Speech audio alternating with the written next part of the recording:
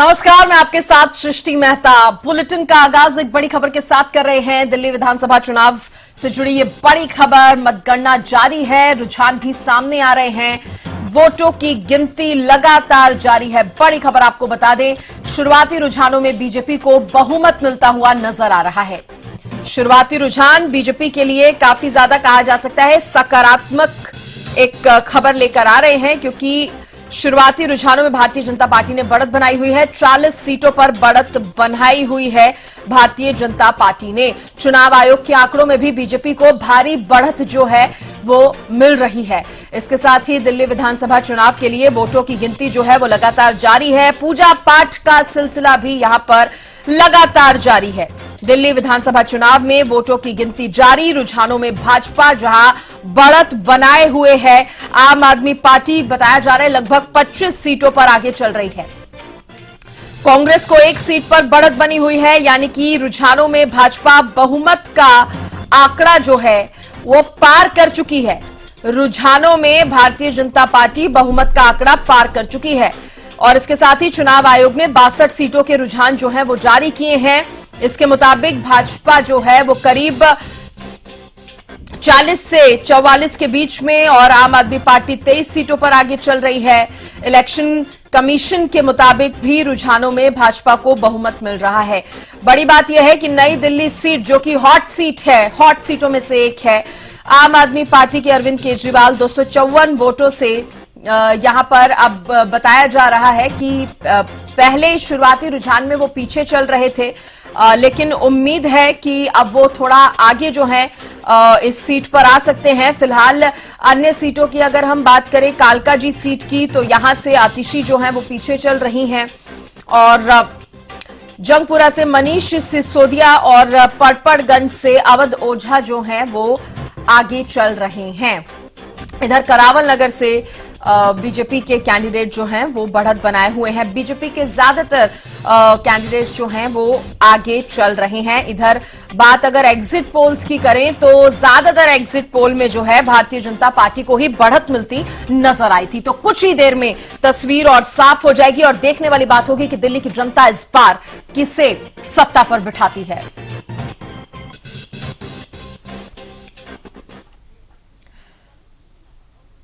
चलिए रुक कर रहे हैं अगली बड़ी खबर का। इस वक्त एक और बड़ी खबर दिल्ली विधानसभा चुनाव से जुड़ी सामने आई है और आम आदमी पार्टी के कई दिग्गज नेता लगातार पीछे चल रहे हैं। जैसा कि हमने आपको बताया, आम आदमी पार्टी के कई दिग्गज नेता, जिनमें कालकाजी से आतिशी भी लगातार पीछे बताई जा रही हैं और बवाना, बिजवासन, छतरपुर में भी आम आदमी पार्टी पीछे चल रही है। इसके अलावा बाबरपुर विधानसभा पर आम आदमी पार्टी के गोपाल राय जो हैं वो आगे चल रहे हैं। और आपको बता दें, दिल्ली कैंट में बीजेपी को बढ़त मिलती हुई नजर आ रही है। दिल्ली कैंट से बीजेपी आगे चल रही है। करावल नगर से बीजेपी के कपिल मिश्रा आगे चल रहे हैं। इस वक्त की बड़ी खबर आपको बता रहे हैं। और ओखला सीट पर बीजेपी आगे चल रही है। ओखला सीट पर भारतीय जनता पार्टी आगे चल रही है। द्वारका सीट से बीजेपी के प्रद्युम्न सिंह राजपूत आगे चल रहे हैं। आम आदमी पार्टी के कई दिग्गज नेता लगातार पीछे। हालांकि रुझान अभी बदल सकते हैं। जिस तरह से कालकाजी से आतिशी पीछे बताई जा रही हैं, रुझानों में बदलाव होगा आगे। तस्वीर जो है कुछ 11 से 12 के बीच में कहा जा सकता है, इतने बजे तक ही थोड़ी साफ हो पाएगी। फिलहाल कालकाजी से रमेश भिदुड़ी जो है बीजेपी के, वो आगे बताए जा रहे हैं और आतिशी पीछे बताई जा रही हैं। रुक करें अगली बड़ी खबर का।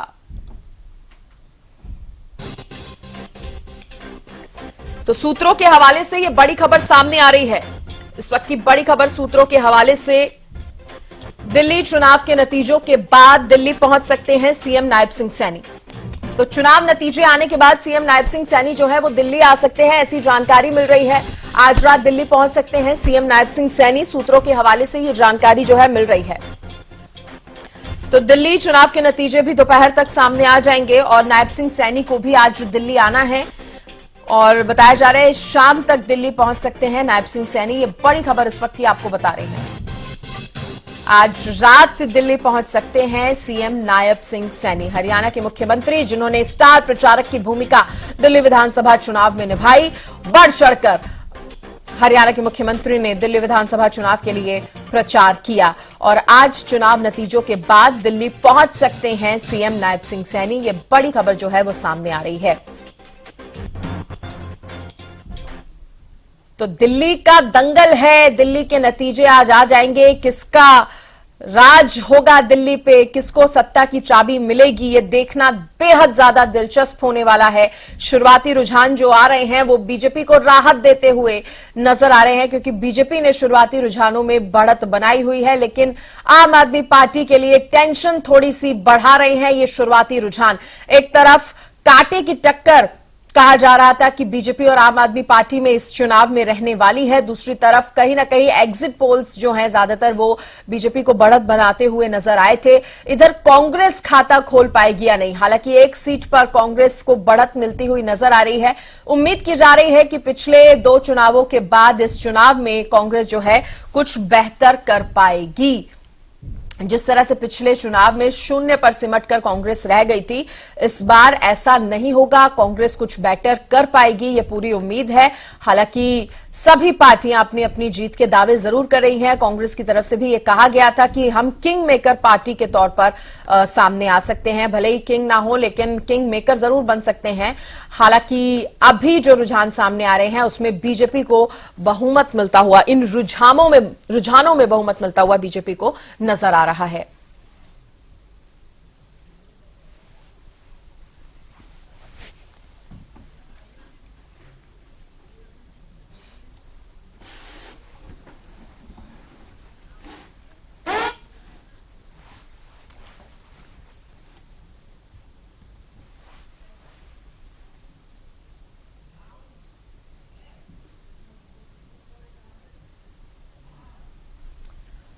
तो दिल्ली के नतीजे आने वाले हैं, कुछ ही देर में तस्वीर और ज्यादा साफ हो जाएगी। आपको बता दें दिल्ली का दंगल है और बेहद दिलचस्प ये चुनाव जो है वो माने जा रहे हैं। ज्यादा बातचीत करने के लिए खास मेहमान मेरे साथ जुड़ गए हैं। प्रियदर्शनी सिंह जुड़ी हैं, बीजेपी की प्रवक्ता हैं, और कांग्रेस से प्रवक्ता सुखबीर तंवर जी मेरे साथ जुड़ गए हैं। साथ ही सुमित हिंदुस्तानी हैं, ये आम आदमी पार्टी के प्रवक्ता हैं। तीनों का बहुत स्वागत है। सबसे पहले प्रियदर्शनी जी, आपका ही रुख करना चाहूंगी। बीजेपी को बढ़त मिलती नजर आ रही है शुरुआती रुझानों में, आपके लिए तो कहा जा सकता है खुशखबरी है, हालांकि अभी शुरुआती रुझान ही है ये। सृष्टि जी, 13 राउंड की काउंटिंग होनी है, उसमें से ऑलमोस्ट मुझे लगता है कि 5 राउंड्स हो चुके हैं, सो ऑलमोस्ट 40% हो ही चुके हैं। तो रुझान जो है ये अब नतीजों में एक तरह से तब्दील हो जाएंगे। बाय द टाइम मुझे लगता है डिबेट खत्म होगी, हमें पता लग जाएगा दिल्ली की क्लियर तस्वीर। दिल्ली की क्लियर तस्वीर आज से 1 हफ्ता पहले ही हमें क्लियर हो गई थी। जिस तरीके से अरविंद केजरीवाल जी ने प्रेस कॉन्फ्रेंस करके बोला था कि ईवीएम में चोरी हो गई है, उसी समय मेरे मन में ये बात आ गई थी कि राज तिलक की करो तैयारी, दिल्ली में आ रहे हैं अब भगवाधारी। तो मुझे लगता है कि इनको ये पहले ही समझ जाना चाहिए, और जिस किस्म के ये आरोप अनर्गल आरोप कर लगा रहे हैं, और जब फिर उसके बाद एंटी करप्शन ब्यूरो इनके पास आ रहा है तो जवाब देने के लिए कोई भी बातचीत नहीं है, कोई भी तथ्य नहीं है। बिना तथ्यों की बातें सुन सुनकर दिल्ली वाले इनके ड्रामों से देख के 10 साल से इनका ड्रामा देख रहे हैं, अब निश्चित इनकी हार निश्चित है और ये बुरी तरीके से हार रहे हैं। अरविंद, अभी आपके प्रोग्राम में आने से पहले भी मैं इंटरनेट पे देख रही थी रुझान, आतिशी जी पीछे चल रही हैं, अरविंद केजरीवाल पीछे चल रहे हैं, मनीष सिसोदिया पीछे चल रहे हैं, सौरभ भारद्वाज पीछे चल रहे हैं। मतलब कि इनके ये जो 4 चेहरे थे, जो एक कहते स्टार प्रचारक चेहरे, स्टार प्रचारक भी चुनाव हार रहे हैं। तो इनसे क्या उम्मीद की जाए? जनता की आप लोगों ने अवहेलना की, जनता के आप मुद्दों पे खड़े नहीं उतरे, सिर्फ जुमलेबाजी की आप लोगों ने, ऐसी बातें की जो जनता के कहते ना गले नहीं उतरी। आप लोगों ने बात की कि आप 2500 रुपए बुजुर्गों को देंगे, 2.5 साल हो गए आज तक नहीं दिए। एमसीडी में 3 साल से आपकी सरकार है, अभी भी चली गई है वजीराबाद और नोएडा। वजीराबाद में मैं अभी कुछ दिनों पहले ही होके आई हूँ, पहाड़ बना हुआ था, पहाड़, और वो पहाड़ वो वाला पहाड़ नहीं है जो हमें मनाली और कसौली में दिखता है, वो पहाड़ कूड़े का पहाड़ है, और ये कूड़े का पहाड़ जवाब देने वाला है। पूर्वांचल जो कि एक बहुत बड़ा वोट बैंक है, इन्होंने उसको आघात किया। 2020 में आपके जैसा एक प्रसिद्ध चैनल था, वहां पे इन्होंने ये बात बोली, जैसे ये बड़ी बड़ी फेंकते हैं, तो इन्होंने एक बात और फेंकी कि अगर 2025 में मैं यमुना नहीं साफ कर पाया तो मुझे कृपया वोट मत दीजिएगा।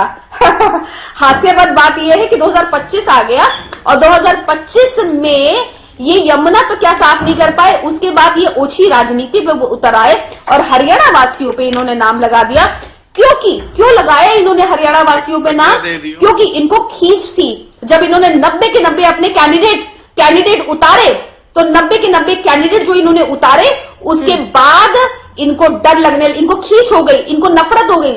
जबकि हरियाणा भी पैदा हुए हैं अरविंद केजरीवाल, लेकिन इन्होंने बदला लिया हरियाणा वासियों से और हरियाणा वासियों पे नाम लगाया कि हरियाणा वासियों ने दिल्ली वालों को जहर दिया। अरे शर्म आनी चाहिए कि कुछ तो राजनीति में भी मुझे लगता है नैतिकता होना बहुत जरूरी है, और इसी अनैतिकता को आज दिल्ली वाले जवाब राजनीति में नैतिकता होना जरूरी है, अनैतिकता का जवाब जो है दिल्ली की जनता देगी। सुमित हिंदुस्तानी जी नमस्कार, साथी प्रवक्ताओं को भी नमस्कार। हमने चुनाव के जब प्रचार कर रहा था तब भी हम लोग एक ही चीज कहते थे कि इस बार अरविंद केजरीवाल आम आदमी पार्टी वर्सेस गाली गलौज पार्टी। मेरी बहन प्रियदर्शनी जी ने अभी अपना वक्तव्य रखा रुझानों को देखकर अति उत्साहित होकर। आप देखिए, एक बार भी प्रियदर्शनी जी ये नहीं बता पाई कि दिल्ली के लोगों ने अगर रुझानों में इनको चंद सीटें फालतू देने का रुझान दिखा रहे हैं तो किस आधार पे दिखा रहे हैं, किस लिए दिखा रहे हैं, क्या काम पे दिखा रहे हैं? मोदी जी की शक्ल पे दिखा रहे हैं, विदुरी जी की शक्ल पे दिखा रहे हैं, परवेश वर्मा जी की शक्ल पे दिखा रहे हैं? कुछ नहीं। जब आपने उनको मौका दिया तब से वो आम आदमी पार्टी और अरविंद केजरीवाल को कोसना शुरू हो गई। यही तो गाली गलौज की लड़ाई थी दिल्ली के अंदर। तभी तो दिल्ली के लोगों ने एक तरफा फैसला सुना दिया जाएगा, आम आदमी पार्टी की पूर्ण बहुमत से सरकार बनेगी। और एक शब्द आता है नैतिकता। ये नैतिकता बोलने में बहुत अच्छा लगता है, लेकिन जब इसकी जिम्मेदारी निभाने की बात आती है तो भारतीय जनता पार्टी उससे कोसों दूर हो जाती है। मैं एक चीज पूछना चाहता हूं, जब चुनाव आयोग के दफ्तर से महज 100 मीटर की दूरी पर नई दिल्ली विधानसभा के अंदर सरेआम जूते बांटे गए, शॉल बांटी गई, तब भारतीय जनता पार्टी के संगठन की और भारतीय जनता पार्टी के प्रवक्ताओं की और भारतीय जनता पार्टी के नेताओं की नैतिकता कहां थी? आचार संहिता के भीतर आके आप लोगों ने ये खरीद विरोध की राजनीति करी। हम लोगों ने काम किया है, हमने गरीब बच्चों को अच्छी शिक्षा दी। अच्छा, तो ये रुझान अभी क्या बता रहे हैं? जो रुझान आ रहे हैं अभी मैं आपको बहुमत इसमें मिलता हुआ इन रुझानों में भारतीय जनता पार्टी को नजर आ रहा है, ये क्या बता रहे हैं रुझान? देखिए मैं स्पष्ट कर देता हूं। अभी महज 3 राउंड की काउंटिंग हुई है। 3 राउंड की काउंटिंग में फ्लक्चुएशन आती रहती है। आपके चैनल ने भी दिखाया था, एक बार आम आदमी पार्टी को बहुमत मिल गया, फिर भाजपा को मिल गया। ये महज रुझान है। अभी रुकिए, वो कहते हैं ना, एक वो मीम्स आता है, रुकिए जरा, सब्र करें।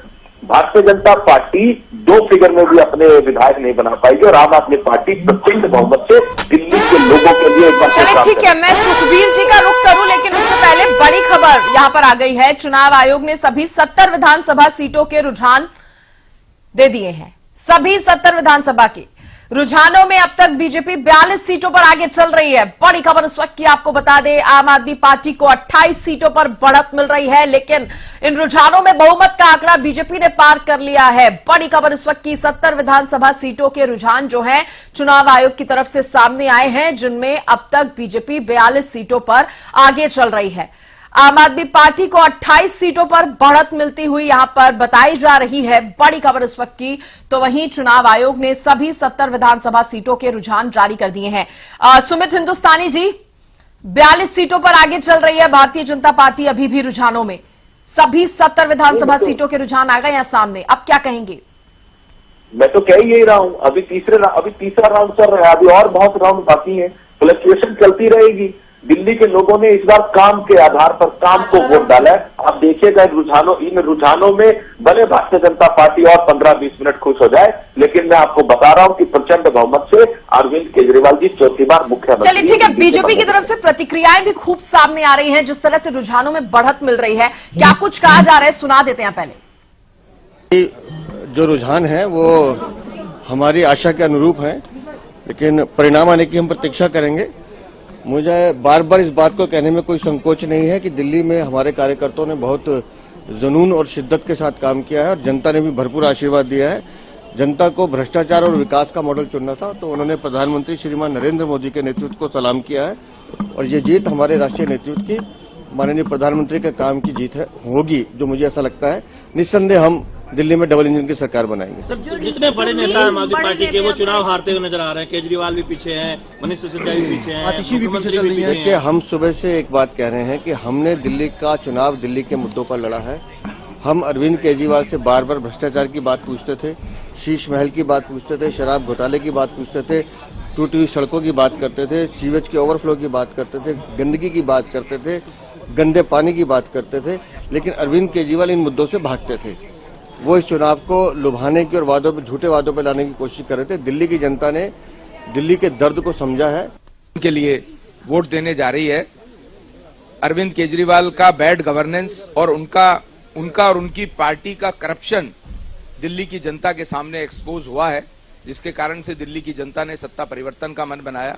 भारतीय जनता पार्टी की क्रेडिबिलिटी, अन्य राज्यों में विकास के काम, केंद्र सरकार ने जो लगातार पिछले 10 साल से 140 करोड़ जन के लिए काम किया है, एक एक व्यक्ति के लिए, एक एक व्यक्ति का, एक एक ग्रुप का उन्होंने ध्यान रखा है। ये क्रेडिबिलिटी भारतीय जनता पार्टी की जो बनी है, इसके कारण से दिल्ली की जनता इस बार भारतीय जनता पार्टी को मौका देने जा रही है। पूर्ण बहुमत से हम सरकार बनाएंगे।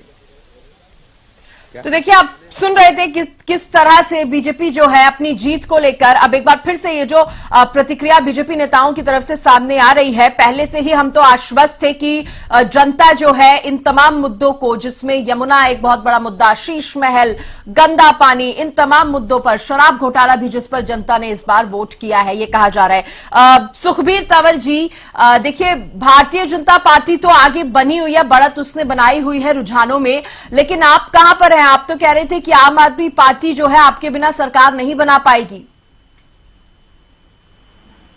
सृष्टि जी, इससे पहले कि मैं आपके प्रश्न का जवाब दूं, सर्वप्रथम प्रयागराज महाकुंभ की भगदड़ में मरने वाले असंख्य बद्दुओं एवं मातृशक्ति की दर्दनाक मौत पर संवेदना प्रकट करता हूं। परमपिता परमात्मा पुण्य आत्माओं को शांति प्रदान करते हुए पीड़ित परिजनों को इस अपूर्णीय क्षति को सहन करने की क्षमता प्रदान करे।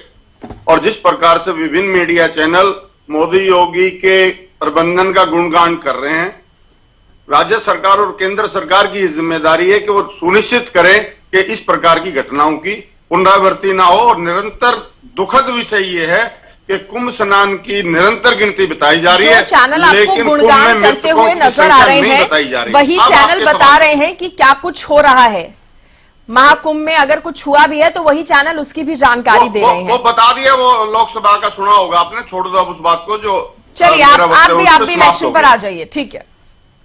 अब देखिए, जो विषय है, जिस प्रकार से अभी रुझान आए हैं और जिस तरह से दिल्ली में विगत के 10 वर्षों में जो भारतीय राष्ट्रीय कांग्रेस की राजनीति को जिस प्रकार से डेंट लगा, और विगत के 10 वर्षों की अगर मैं बात करूं, जिस प्रकार से कूड़े के पहाड़ के लिए भारतीय जनता पार्टी और आम आदमी पार्टी पूरी तरह जिम्मेदार, गंदे पानी के लिए भी भारतीय जनता पार्टी और आम आदमी पूरी तरह जिम्मेदार, और घटिया कानून व्यवस्था के लिए सिर्फ और सिर्फ भारतीय जनता पार्टी जिम्मेदार, और इस राष्ट्र की राजधानी को रेप कैपिटल बनाने के लिए भारतीय जनता पार्टी जिम्मेदार, बढ़ती हुई महंगाई के लिए, बढ़ती हुई बेरोजगारी के लिए निश्चित तौर पर सिर्फ और सिर्फ भारतीय जनता पार्टी जिम्मेदार है।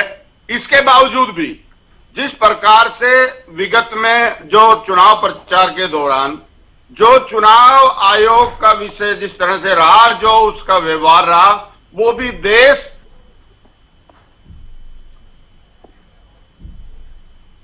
जो एक चुनाव आयोग की गरिमा का शेषन साहब ने एक मान बढ़ाया था, वो किस प्रकार से तार हुई है, मुझे कहने की आवश्यकता नहीं है। इसके अलावा अभी रुझान है, जैसा कि दोनों साथी प्रवक्ताओं ने कहा, और अभी हमारे यहाँ बैठे बैठे ही ऑलमोस्ट क्लियर हो जाएगा कौन कहाँ है, कैसे है, और जो भी दिल्ली की जनता का मत होगा, जो जनमत होगा, भारतीय राष्ट्रीय कांग्रेस उसमें सुधार करेगी।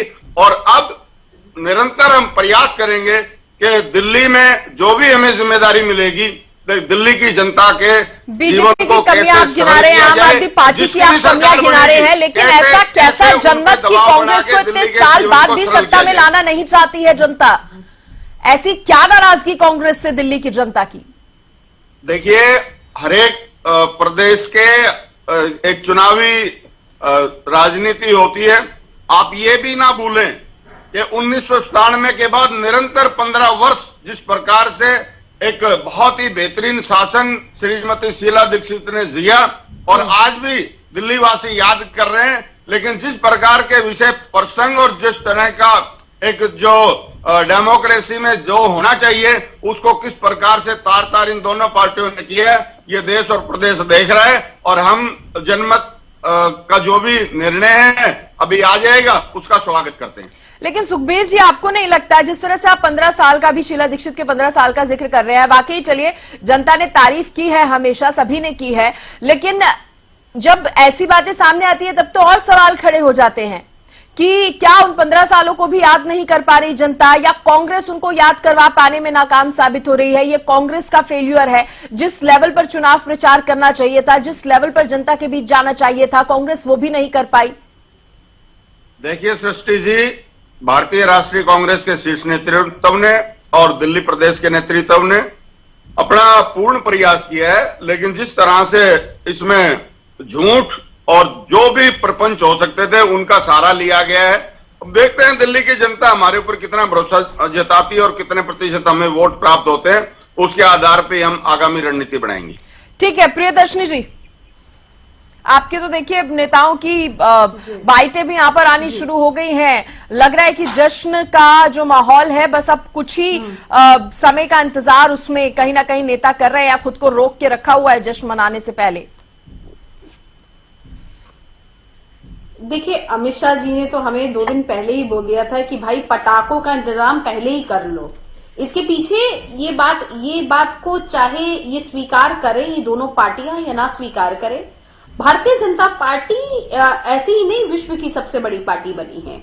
एक संगठनात्मक स्ट्रक्चर है और कार्यकर्ताओं को महत्व देना इन्हें आता है। प्रॉब्लम ये है कि आम आदमी पार्टी में लीडरशिप डेवलप करने की कोई भी आपदा, मतलब कुछ भी एग्रेशन नहीं है। वो चाहते हैं कि सबके सब जिसको कहते हैं ना, वहां पे दरी बिछाने का ही काम करते रहे। जबकि भारतीय जनता पार्टी एक ऐसी पार्टी है जहां पे एक चाय वाला भी देश का प्रधानमंत्री बन सकता है, जहां पे किसान का बेटा भी हरियाणा जैसे प्रदेश का मुख्यमंत्री बन सकता है, जिसने अपनी राजनीति मंडल से शुरू की हो, पार्षद बने हो, फिर उसके बाद एमएलए बने, फिर एमपी बने, फिर एमएलए बने, मंत्री बने। तो इससे ये पता लगता है कि भारतीय जनता पार्टी किस तरीके से अपने कार्यकर्ताओं को महत्व देती है। और यही बात है कि जनता जो है आपसे 5 साल बाद आप कितना भी झूठ बोल ले, कितनी भी बड़ी बड़ी बातें बोल ले, आपसे तो पूछेगी ना कि ये जो 7,000 करोड़ का यमुना क्लीनिंग का जो बजट आया था वो पैसा कहां गया? भाई आपसे तो ये सवाल पूछा जाएगा ना। इसका कोई जवाब नहीं है इनके पास। उसके बाद भी ये ब्लेम गेम शुरू कर देते हैं, विक्टिम कार्ड प्ले कर देते हैं। उसके बाद अब जनता इनसे ये पूछेगी ना कि भाई आप बोल रहे हैं, शिक्षा की बातें कर रहे हैं, नीतियों की बात कर रहे हैं, इनसे पूछा जाए कि शिक्षा में अरविंद केजरीवाल जी के पुत्र और पुत्री क्या कौन से सरकारी स्कूल में पढ़ रहे हैं? मैं तो सुमित भाई से जानना चाहती हूँ कि कौन से स्कूल में पढ़ रहे हैं, मुझे भी जानकारी नहीं है, जरा बताएं कौन से सरकारी स्कूल में दिल्ली के पढ़ रहे हैं। तो जहां इनके खुद के मंत्री और मुख्यमंत्री अपने बच्चे को नहीं पढ़ा पा रहे, तो ये कैसे सोच रहे हैं कि दिल्ली की जनता पढ़ा पाएगी? और जिस शिक्षा नीति की बात कर रहे हैं वहां पे अध्यापक ही नहीं मिलते। सिर्फ ब्लैक बोर्ड लगाने से और चेयर ठीक करने से ही शिक्षा नीति सही नहीं हो जाती, यही तो इनको नहीं मालूम है। दूसरी बात, जिस मोहल्ला क्लिनिक की ये बात कर रहे हैं, आतिशी मारला ने खुद इस चीज को स्वीकारा है, उन्होंने स्वीकारा है, मारलेना ने खुद स्वीकारा है कि आप ये देखिए कि भाई मैं तो खुद ही मोहल्ला क्लिनिक आज तक नहीं गई हूं। बताइए, आप मुख्यमंत्री हैं इस समय, एक्टिंग मुख्यमंत्री, टेम्परेरी मुख्यमंत्री। देश के इतिहास में भी पहली बार ऐसा हुआ है कि टेम्परेरी मुख्यमंत्री हम शब्द सुन रहे हैं। तो टेम्परेरी मुख्यमंत्री ने बोला जी मैं तो नहीं गई, मैं तो कभी भी नहीं गई हूँ ये यहाँ पे, मैं तो फोर्टिस जाती हूँ, मैक्स जाती हूँ। सत्येंद्र जैन जी मोहल्ला क्लिनिक नहीं गए, वो फोर्टिस और मैक्स की तस्वीरें दिखाई दे रही है। तो इनका ये दोगलापन साफ साफ दिखाई दे रहा है। आप बोलते थे कि जी मैं गाड़ी नहीं लूंगा, बंगला नहीं लूंगा, बच्चों की कसम खा ली आपने और शीश महल बना लिया आपने। लेकिन दिल्ली की कानून व्यवस्था को लेकर तो भारतीय जनता पार्टी पे भी सवाल उठते रहे हैं, केंद्र सरकार पर सवाल उठते रहे हैं कानून व्यवस्था को लेकर। आज भी दिल्ली में महिलाएं खुद को सुरक्षित महसूस नहीं करती। रात को 8 बजे के बाद बाहर जाने से डर लगता है, अगर अकेले कोई महिला कोई लड़की बाहर जाना चाहे तो। जिस तरीके से गैंगवार को बढ़ावा इन्होंने पंजाब में दिया और दिल्ली में भी दिया है, इसमें क्या करेंगे? एक बात बताइए मैडम, आप बताइए सृष्टि जी कि कानून व्यवस्था पर आपसे सवाल लूंगी, लेकिन उससे पहले बड़ी खबर का रुख कर लेते हैं। बड़ी खबर इस वक्त की बता दें, रुझानों में बढ़त के बाद बीजेपी में जश्न का माहौल भी शुरू हो गया है। देखिए, जिसका इंतजार था, बीजेपी दफ्तर के बाहर ढोल नगाड़े बजने शुरू हो गए हैं। बड़ी खबर इस वक्त की, बीजेपी कार्यकर्ताओं ने जश्न मनाया है। तस्वीरें भी आपको दिखाएंगे। रुझानों में जिस तरह से बढ़त भारतीय जनता पार्टी को मिल रही है, शुरुआत से ही बढ़त जो है भारतीय जनता पार्टी ने रुझानों में बनाई हुई है, उसके बाद अब जश्न का माहौल भी शुरू हो गया है। बीजेपी दफ्तर के बाहर ढोल नगाड़े बजने शुरू हो गए हैं। बीजेपी कार्यकर्ता जो हैं उन्होंने जश्न मनाना शुरू कर दिया है। तस्वीरें जो हैं आप टीवी स्क्रीन पर देख सकते हैं।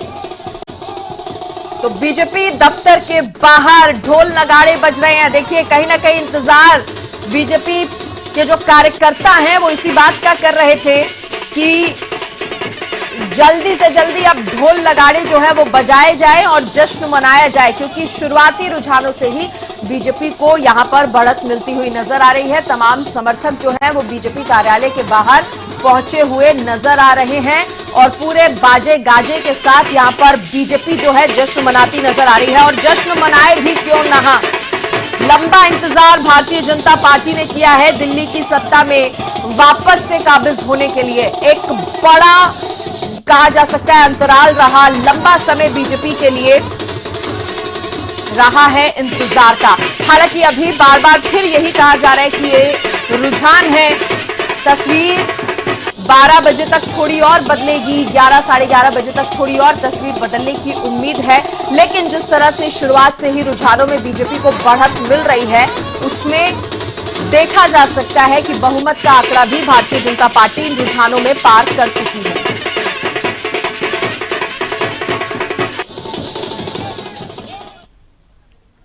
और एक और बड़ी खबर इस वक्त की सामने आ रही है। इस बीच एक और बड़ी जानकारी, दिल्ली चुनाव में सीएम नायब सिंह सैनी के भी प्रचार का बड़ा असर देखा है। हरियाणा से सटी 32 सीटों में से बीजेपी को 20 से 22 सीटों में बढ़त मिली है। ग्रेटर कैलाश, नांगलोई, जाट, नजफगढ़ समेत इन सीटों पर बीजेपी आगे है। यानी कि मुख्यमंत्री नायब सिंह सैनी का जो ताबड़तोड़ प्रचार था इन सीटों पर, उसका बड़ा असर भारतीय जनता पार्टी को मिला है।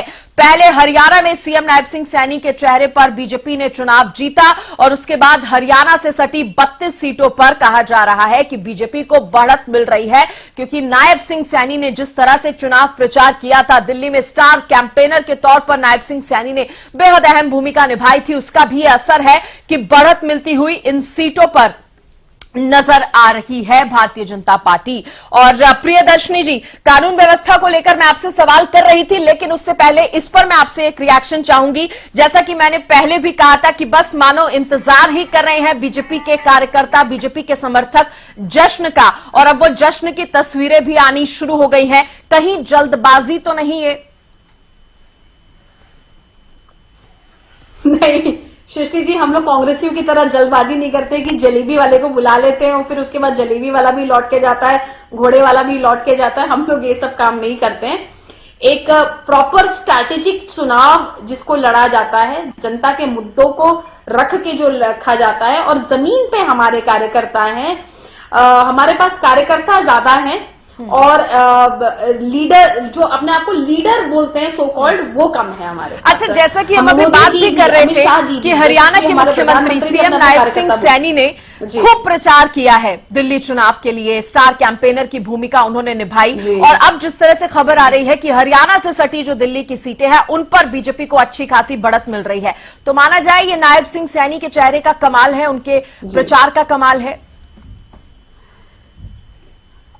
देखिए, इसमें तो कोई डाउट नहीं है कि नायाब जी का चेहरा है, हमारे मुख्यमंत्री जी का जो चेहरा है वो एक ऐसा चेहरा है जो सौम्य, सभ्य और मिलनसार चेहरा है।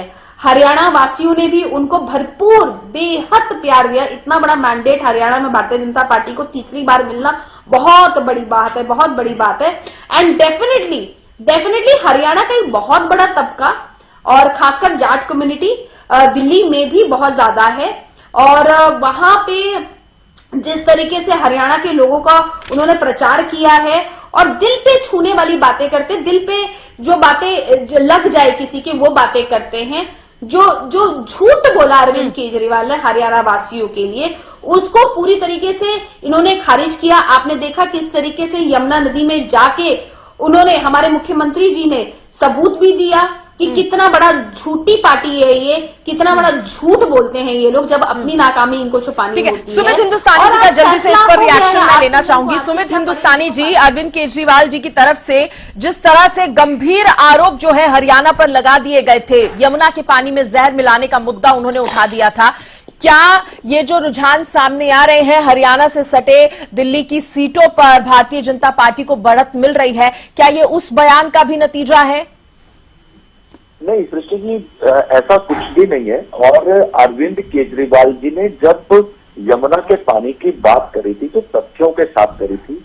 वहां पे अमोनिया लेवल सबके सामने दिखाया गया था कि किस प्रकार से जो पानी हमें आ रहा है वो 7 ppm के पॉइंट का आ रहा है, जबकि हमारे पास जो हम वाटर रिचार्ज हम लोग कर सकते हैं वो हम मैक्सिमम 2 ppm कर सकते हैं। तो वो जब जाहिर था, हमने सबको दिखाया।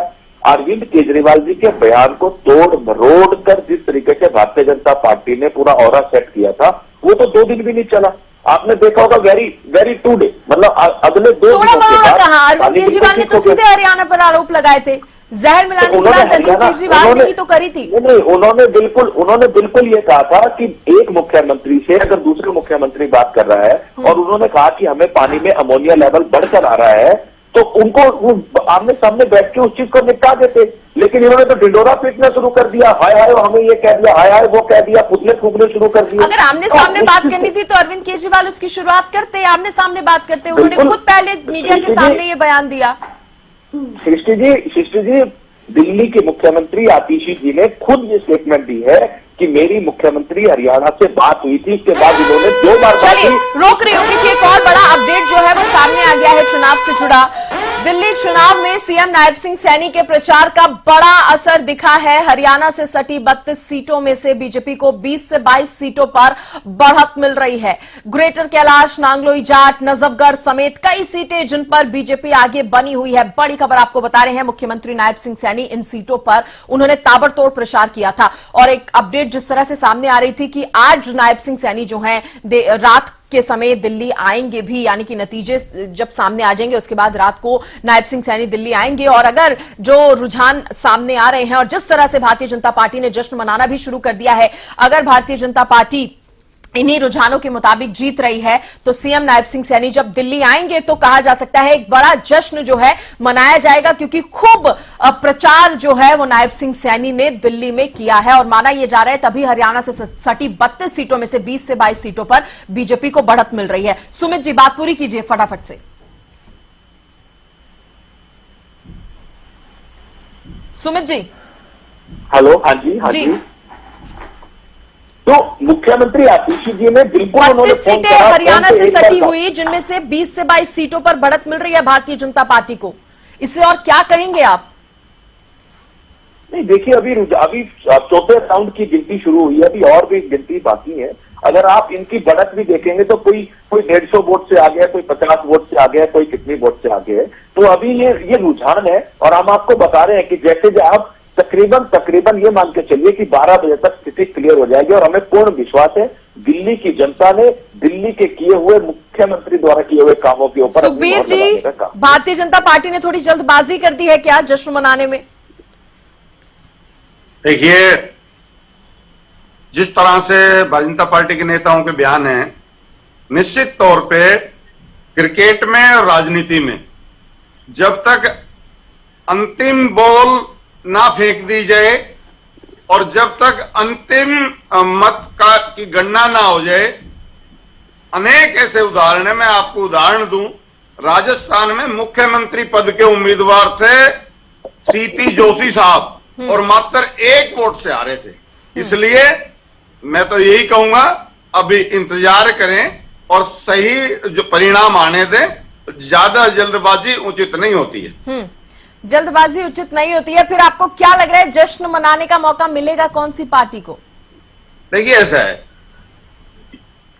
जिस तरह से विगत के चुनाव में जो एग्जिट पोल की बात करें या अभी भी जो रुझान है, इनका जब फाइनल परिणाम आएंगे तभी कुछ कह पाऊंगा। उससे पहले कुछ भी कहना बहुत जल्दबाजी है। मैं तो निवेदन करूंगा कि सभी राजनीतिक दल पहले जो भी जनमत है उसकी प्रतीक्षा करें, उसके बाद जिसको जैसा अपना सेलिब्रेट करना वैसा करें। लेकिन अभी it is too early to predict. Too early, ठीक है, आप कह रहे हैं बहुत ज्यादा जल्दबाजी ये हो जाएगी। लेकिन सुखबीर जी, कुछ तो आपको लग रहा होगा, क्योंकि कांग्रेस, अब आपसे उम्मीद की जा सकती थी कि आप कहेंगे कि कांग्रेस की जीत हो रही है, लेकिन जो रुझान सामने आ रहे हैं उसमें कहीं ना कहीं कांग्रेस के अंदर भी खुद कॉन्फिडेंट नहीं होगा, ये कॉन्फिडेंस नहीं होगा ये बात कहने का कि कांग्रेस कुछ और रुझान जब सामने आए या कुछ घंटे बाद और बढ़त बनाकर जीत सकती है।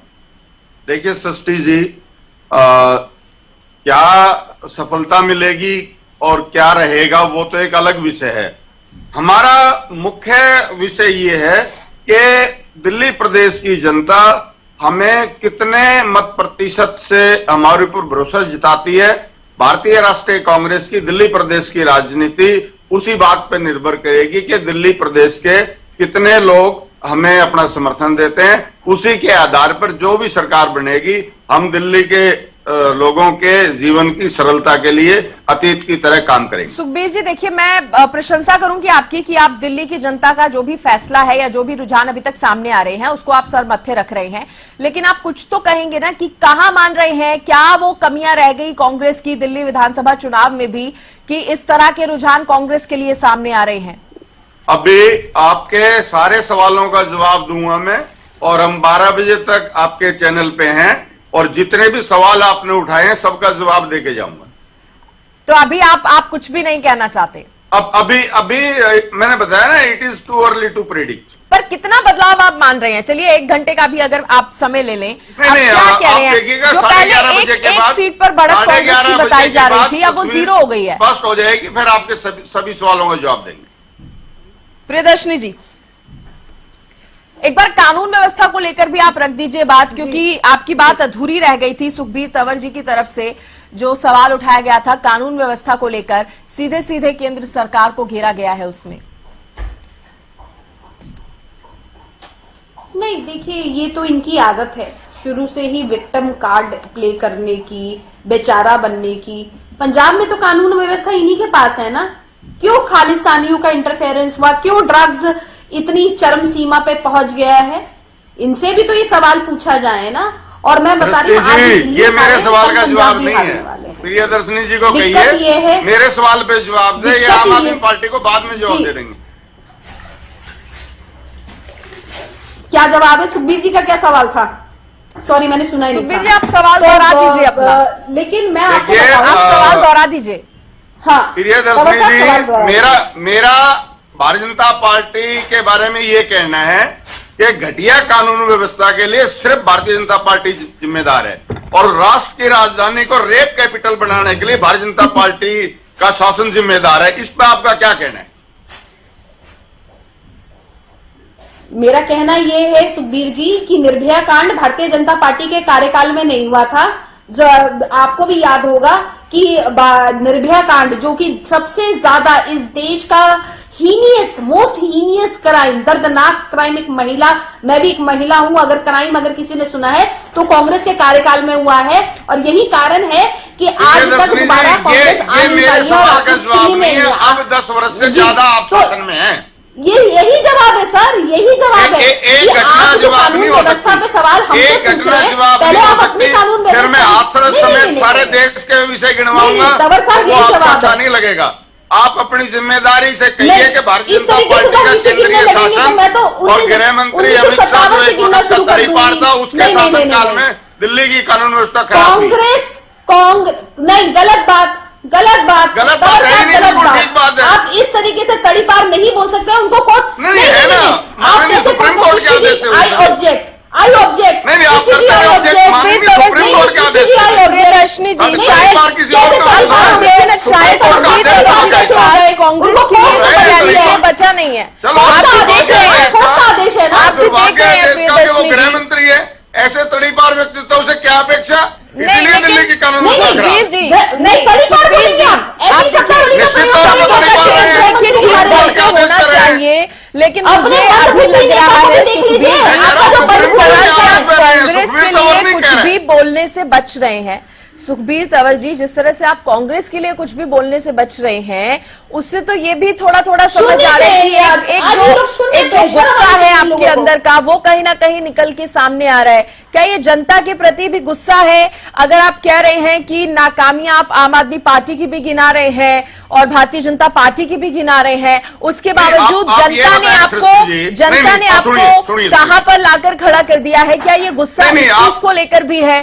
नहीं, सृष्टि जी, गुस्सा नहीं है। मैं हमेशा तथ्यों के आधार पर बात करता हूं।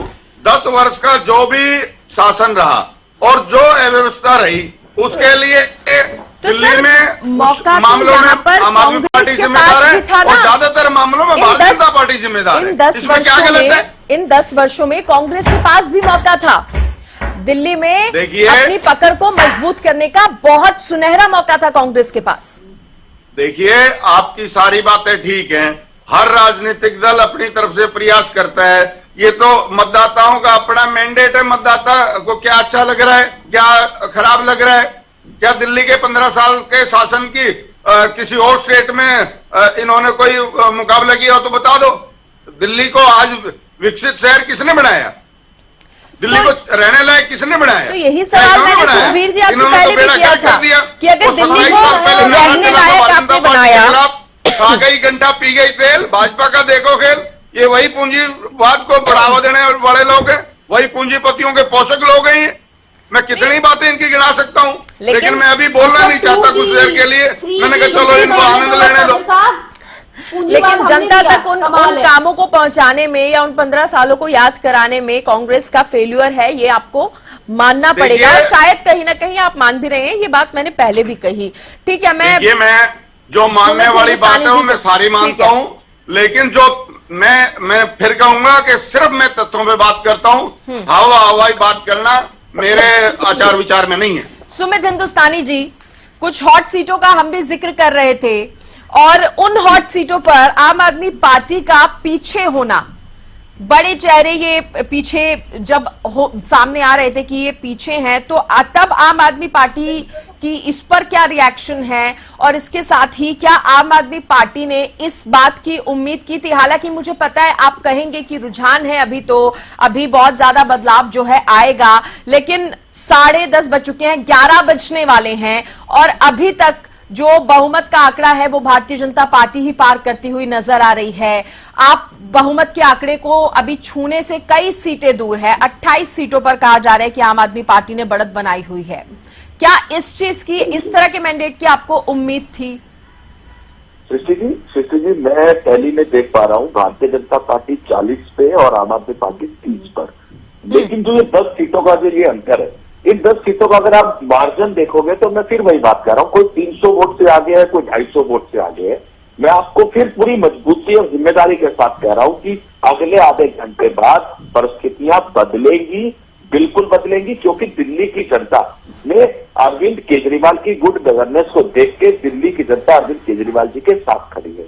अभी भारतीय जनता पार्टी की प्रवक्ता से आपने कम से कम 4 बार पूछा दिल्ली की कानून व्यवस्था, और इधर घुमा फिरा के हमारे पंजाब में आ जाते हैं। मैं एक चीज पूछना चाहता हूं, पंजाब के ऊपर अगर आप कुछ भी बात कहते हैं तो पहले आपको अपने देश की राजधानी, जिसमें आप कहते हैं कि डबल इंजन की सरकार बना दीजिए, मोदी जी बहुत बड़े अच्छे शासक हैं, और अमित शाह जी बहुत बढ़िया गृह मंत्री हैं।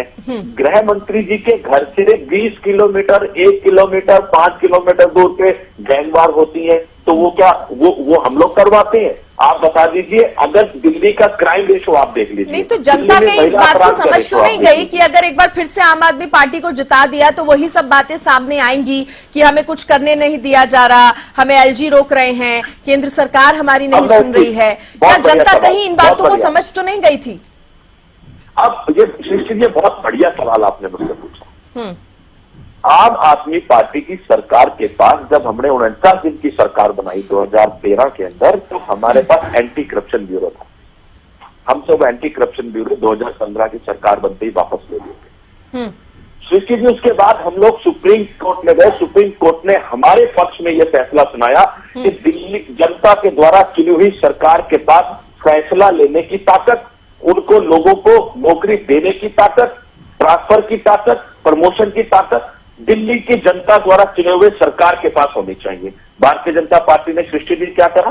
3 दिन के बाद सर्वोच्च न्यायालय के आदेश को काउंटर कर दिया सदन के अंदर जाकर, और अपनी मेजोरिटी दिखाकर उस आदेश को पारित नहीं होने दिया। आज मैं एक चीज पूछना चाहता हूं सृष्टि जी, और बड़ी विनम्रता पूर्वक पूछना चाहता हूं। हो सकता है कि मेरा यह सवाल गलत हो, क्योंकि भारतीय जनता पार्टी की सरकार नहीं बन रही, लेकिन अनफॉर्चुनेटली इनकी सरकार बन जाती है, तो क्या ये उसी प्रकार से काम करेंगे जैसे अरविंद केजरीवाल को इन लोगों ने निहत्था कर रखा था? दिल्ली पुलिस अरविंद केजरीवाल के हाथ में नहीं, लैंड अरविंद केजरीवाल के हाथ में नहीं, एसीबी अरविंद केजरीवाल के हाथ में नहीं, शिक्षा प्रणाली में अरविंद केजरीवाल जो कर सकते थे उन्होंने विपरीत परिस्थितियों में करा।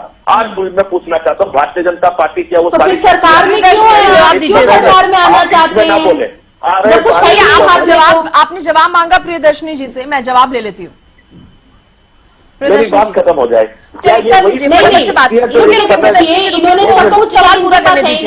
प्रियदर्शनी जी रुकिए प्लीज, सवाल पूरा कर लें। बोल लीजिए, और 30 सेकंड की बात है, नहीं हम बोलेंगे, बोलने पे थोड़ी रोक लगाओगे। जो शक्तियां आपने एक समय में शीला दीक्षित जी की सरकार को दे रखी थी, मैं सुखबीर तंवर जी को भी इस चर्चा में लेना चाहूंगा, क्या वो शक्तियां अरविंद केजरीवाल और आम आदमी पार्टी से छीनने का काम भारतीय जनता पार्टी ने नहीं करा?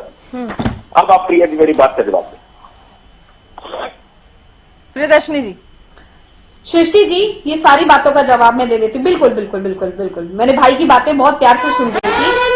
अब चलिए बड़ी खबर का रुख कर लेते हैं। पहले प्रियदर्शनी जी लौटूंगी आपके पास। कालका जी सीट से आतिशी लगातार पीछे चल रही हैं। देखिए बहुत बड़ी ये खबर है। कालका जी सीट जो एक ऐसी सीट मानी जा रही थी, आम आदमी पार्टी के लिए बहुत स्ट्रांग ये सीट मानी जा रही थी। दिल्ली की मुख्यमंत्री बनी आतिशी, और उसके बाद कालका जी सीट पर जिस तरह से आम आदमी पार्टी ने एक बेहद स्ट्रांग कैंडिडेट उतारा आतिशी को, और पीछे लगातार चल रही हैं वो इस सीट से। ये बहुत बड़ी खबर जो है, बहुत बड़ा अपडेट है। कालका जी से बीजेपी प्रत्याशी रमेश बिधूड़ी जो है वो 1000 वोट से आगे चल रहे हैं। बड़ी खबर आपको बता दें, कालका जी सीट से आतिशी पीछे, तो रमेश बिधूड़ी जो है वो 1000 वोटों से आगे चल रहे हैं। कालका जी से बीजेपी प्रत्याशी हैं रमेश बिधूड़ी, 1000 वोटों से आगे चल रहे हैं। प्रियदर्शनी जी, मैं आपके पास आऊंगी सुमित हिंदुस्तानी जी के सवालों का जवाब लेने के लिए, लेकिन इस बड़ी अपडेट पर पहले मुझे सुमित हिंदुस्तानी जी से रिएक्शन चाहिए। कालका जी एक बहुत हॉट सीट मानी जा रही है, और आतिशी को उतारा इस सीट से, एक बहुत बड़ा चेहरा आम आदमी पार्टी का, अभी भी वो पीछे हैं। सुमित हिंदुस्तानी जी, रमेश बिधूड़ी 1000 वोटों से आगे चल रहे हैं। देखिए सृष्टि जी, अभी चार राउंडों की गिनती हुई है, 5वां राउंड स्टार्ट हो गया है। 1000 वोटों से भारतीय जनता पार्टी के प्रत्याशी 6 राउंड हो गए। कोई बात नहीं, चलिए 6 राउंड में आप मान लीजिए प्रियदर्शनी जी, 6 राउंड हो गए, लेकिन टोटल राउंड तो 12 है। 1000 वोट से आगे हो कोई बात नहीं, अभी 5 मिनट में 10 मिनट हो जाएगा, तब हम बात कर लेंगे कौन आगे है कौन पीछे है। लेकिन देखिए, रमेश बिधूड़ी जी वही शख्स है जिन्होंने हिंदुस्तान की पंचायत में खड़ा होकर किस प्रकार से एक व्यक्ति विशेष के ऊपर अभद्र टिप्पणियां करी। ये वही व्यक्ति है जिन्होंने अरविंद केजरीवाल को, मैं बोलना नहीं चाहता वो शब्द, इन्होंने वो शब्द यूज करे अरविंद केजरीवाल के लिए। इन्होंने क्या कहा, इन्होंने प्रियंका गांधी जी के लिए क्या शब्द यूज करे? भारतीय जनता पार्टी के महिला विरोधी मानसिकता व्यक्ति अगर आतिशी जी के सामने महज 1000 वोट लेके अगर वो आगे बढ़ रहा है तो मुझे लगता है कि इसमें भारतीय जनता पार्टी को खुश होने की जरूरत नहीं है। आतिशी जी उनको कम से कम 10,000 वोट से पिछाड़कर उनको घर बिठाने का काम करेंगे। प्रियदर्शनी जी, पहली बात तो इनकी महिला विरोधी बातें सुन के मुझे हंसी आ रही थी जब ये बोल रहे थे। मैं बता दूं, याद दिला दूं कि महिला विरोधी तो सबसे ज्यादा आप लोग खुद हैं, जो अपनी सिटिंग सांसद को मुख्यमंत्री, उस समय के जो मुख्यमंत्री थे पूर्व मुख्यमंत्री अरविंद केजरीवाल जी, उस समय अपनी ही सांसद को पिटवाया उन्होंने अपने ही पीए से। स्वाति मालीवाल जी ने ये बात को साफ साफ खुद बोला है। ऐसा नहीं है कि ये भारतीय जनता पार्टी के लोगों ने उनसे बुलवाया या वो जिसको कहते हैं भारतीय जनता पार्टी के लोग बोल रहे हैं। स्वाति मालीवाल जी ने भी इनकी पोल पट्टी खूब अच्छी तरीके से खोली है। तो ये दोहरा मापदंड तो रहने ही दीजिए, कितने महिला जिसको कहते हैं आप लोग हितैषी हैं, ये सबको मालूम है। खैर, और या जहां तक बात कर रहे थे, ये क्या बात कर रहे थे कि कामों की बातें कर रहे थे। सवाल था कि जैसे आम आदमी पार्टी को काम नहीं करने देती केंद्र सरकार, एलजी लगातार काम नहीं करने दे रहे थे आम आदमी पार्टी को, क्या उसी तरह से अब अगर दिल्ली में बन जाती है बीजेपी की? बड़ी खबर आ गई है, सीधे रुख कर रहा है बड़ी खबर का। एक बड़ा अपडेट, दिल्ली विधानसभा चुनाव के नतीजों में बड़ा उलटफेर। शुरुआती रुझानों में बीजेपी को भारी बढ़त, बड़ी जानकारी, बड़ा उलटफेर यहां पर मिलने की जानकारी आई है। बीजेपी ने बहुमत के आंकड़े को पार किया। बीजेपी ने अब तक 40 सीटों पर बढ़त बनाई है। बीजेपी ने 40 सीटों पर बढ़त बनाई है। आम आदमी पार्टी को 30 सीटों पर बढ़त जो है वो बनी हुई है। हालांकि इसमें उलटफेर क्या है, ये तो शुरू से ही भारतीय जनता पार्टी जो है बढ़त बनाए हुए है और शुरुआती रुझानों में बीजेपी को भारी बढ़त जो है वो मिलती हुई नजर आई रही है शुरुआती रुझान से ही। और अभी भी बताया जा रहा है कि बीजेपी ने बहुमत के आंकड़े को पार कर लिया है, यानी कि बहुमत के आंकड़े को बीजेपी ने पार किया है। 40 सीटों पर बढ़त जो है अभी भी बीजेपी ने बनाई हुई है। प्रियदर्शनी जी, आप फटाफट से सुमित हिंदुस्तानी जी के सवालों का जवाब दीजिए आप। नहीं, ये मैं बताऊं, देखिए, सबसे पहली बात कि ऐसा नहीं है कि दिल्ली में आज तो ये पूर्ण राज्य है नहीं, ऐसा तो है नहीं। ये तो शुरू से ही ऐसा था। और इससे पहले भारतीय जनता पार्टी, शीला दीक्षित जी से भी पहले भारतीय जनता पार्टी ने भी 3 मुख्यमंत्री दिल्ली में हुए हैं। एक साहिब सिंह वर्मा जी, एक अपने सुषमा स्वराज जी और तीसरे मदन लाल खुराना जी। ये तीनों मुख्यमंत्री तब थे जब कांग्रेस की सरकार सेंट्रल में थी और यही नियम थे, यही कानून थे। तब तो कोई धरने पे बैठा नहीं, तब तो सारे काम हुए। और मैं आपको एक बड़ा अच्छा इंसिडेंट भी आप सुना देती हूँ कि एक बारी जब मीटिंग, एक बार सुमित जी जब मैं बात कर रही थी, मैं नहीं बोल रही थी, मुझे कंप्लीट करने दीजिए, सुनिए सत्य को। उसके बाद तब तो काम हो रहे थे और अब जब इनसे काम होता नहीं है, सिर्फ धरने की राजनीति होती है, तब ये इस किस्म के आरोप प्रत्यारोप लगाते हैं। जी हमें केंद्र काम करने नहीं दे रहा, हमें ये नहीं काम करने दे रहा। अरे जो जिम्मेदारियां आपके पास है आपने वो भी तो काम नहीं किए। यमुना में 7,000 करोड़ कहां गए भैया, कहां खा गए? और उसके बाद आप लोगों ने क्या पॉलिसी निकाली? एक के साथ एक फ्री, कोई पेंसिल बॉक्स नहीं दे रहे थे ये बच्चों को, कुछ नहीं, किताबें भी नहीं दे रहे थे, ये एक के साथ एक फ्री सोमरस दे रहे थे। ये सोमरस बांटने वाली पार्टी है और इनको जनता ने इसलिए ही खारिज कर दिया है। आज महिलाओं की ये बात कर रहे हैं, आप ये सोचिए ये कितनी शर्मनाक बात है कि ये अपने आप को पढ़ी लिखी सरकार बोल रहे हैं और ये लिकर पॉलिसी लेके आए, ऐसी लिकर पॉलिसी जिसमें घर घर में कलह शुरू हो जाए। आज मदिरा पान पीने लोग लगे, मतलब ये बताना चाहते हैं, दिल्ली की जनता को धूत करना चाहते हैं, इंटॉक्सिकेट करना चाहते हैं, यही इनकी मंशा है। ये क्या शिक्षा नीति की बातें करते हैं? ये तो एक कहते हैं ना कैपिटलिस्ट पार्टी थी जो कि मुखौटा पहन रखा था इन्होंने कि भैया ना मैं गाड़ी लूंगा, ना मैं बंगला लूंगा, ना मैं कुछ लूंगा, सब लेके घूम रहे हैं, 55 लाख की गाड़ी में चल रहे। वो वैगनआर गाड़ी कहां गई? वो नीली रंग की वैगनआर गाड़ी तो मैं पूरे इलेक्शन में ढूंढ रही थी, मिली नहीं। 55 लाख की गाड़ी, Z+ सिक्योरिटी, शीश महल, बच्चों की कसम खाने वाले ने सारी चीजें ये ले ली। अब यही बात है। और ये आतिशी जी की जो बात कर रहे थे, ये आतिशी जी को तो चुनाव अपना हारना ही था। जो इन्होंने कहते ना आंसू बहाए थे, नकली आंसू जो बहाए थे जब जल क्राइसिस हो गया था, rather than solving the problem. आप मंत्री हैं, आप सिटिंग मंत्री थी, आपको सॉल्व करना चाहिए था, एडमिनिस्ट्रेशन को बुलाना चाहिए था। क्या आप भूल गई थी? और उसके बाद आप ड्रामाबाजी कर रही है मीडिया को बुला के। और जनता को क्या मतलब आपके ड्रामे से? जनता को आपके काम से मतलब है। आपने जब दिल्ली में जल संकट हुआ तब आप एक तरह से बैकफुट में आ गए। जब आप लोगों से कोई काम होता ही नहीं है, सिर्फ धरना ही करना, तो बैठना विपक्ष में जाके धरना करना, यही काम रहेगा 5 साल। हम अपना काम करेंगे, दिल्ली की जनता की सेवा करेंगे। ठीक है, ठीक है। धरना आम आदमी पार्टी करना बेहतर जानती है, आप कह रहे हैं। मेरा सवाल सुखबीर जी आपसे है, क्योंकि काम करना नहीं आता इनको। ठीक है, जम्मू कश्मीर के मुख्यमंत्री हैं उमर अब्दुल्ला, उन्होंने आम आदमी पार्टी के चुनावों पर तंज कसा है और वो कह रहे हैं और लड़ो आपस में। कहीं ना कहीं आपको जो इंडी अलायंस का एक हिस्सा है, इंडिया गठबंधन का, आप और आम आदमी पार्टी, आप पर तंज कसते हुए कहा है कि और लड़ो, अगर नहीं लड़ते तो शायद इस तरह के चुनाव नतीजे जो है वो सामने नहीं आते। आप भी मानते हैं क्या? देखिए, जम्मू कश्मीर के मुख्यमंत्री अब्दुल्ला साहब क्या कह रहे हैं, और मैंने तो खैर सुना नहीं, और ये बात ठीक है कि अगर इंडिया गठबंधन के हिसाब से अगर चुनाव लड़ा जाता तो शायद कुछ परिवर्तन और बेहतर परिवर्तन होता। लेकिन अभी जो सुमित भाई बात पूछ रहे थे मेरे से, जो मुझे चर्चा में शामिल करने का विषय उन्होंने उठाया, तो मैं आपको और आपके दर्शकों को बताना चाहता हूं कि भारतीय जनता पार्टी की केंद्र सरकार ने जो अध्यादेश होता है उसका किस प्रकार से दुरुपयोग किया। सर्वप्रथम इन्होंने 3 काले कानून अध्यादेश के माध्यम से लाके किसानों पे थोपे। उसके बाद जब सुप्रीम कोर्ट ने दिल्ली की निर्वाचित सरकार को अधिकार दिए, जो अभी सुमित भाई बात कर रहे थे, उसके खिलाफ जिस जैसे अध्यादेश लाकर इन्होंने पुनः उन शक्तियों को छीनने का